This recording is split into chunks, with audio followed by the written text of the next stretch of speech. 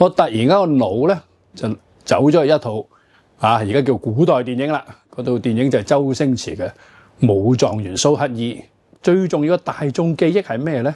周星馳同吳孟達吳孟達做個老豆兩父子，就好似挨咗喺度。咁跟住咧，應該就吳孟達講：不如我哋打跛自己隻腳啊！打跛咗，橫掂我哋啲錢都使唔晒啦，就打跛咗唔使做啊！咁樣翻嚟我哋嘅現實社會啦。咁呢個打跛隻腳有一件咩事咧？咁樣咁其實我哋好多嘅上一代咧都頗為富裕嘅。咁佢哋咧已經累積咗一定嘅財富。咁其實佢哋係餓唔死嘅。咁於是佢哋亦都可能做多啲嘢咧，就買咗啲樓啊，做咗其他嘢俾個仔女咧。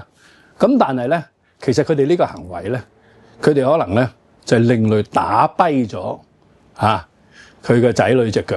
咁我記得有一次咧，某隻龜苓膏咧嘅老闆咧就約我食飯，向我問及傳承嘅嘢。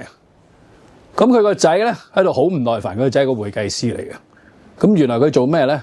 佢就話：我唔好講咁耐啊，阻住佢爸爸帶佢睇樓，因為佢爸爸帶佢睇樓睇啱咗，又買多一間俾佢。咁其實呢啲行為咧就係打跛個細路隻腳。如果中意我哋條片，就訂閱我哋私商授受啦。若果撳埋個鐘仔咧，我哋逢有新片咧都會即時通知你嘅。下條片再見啦。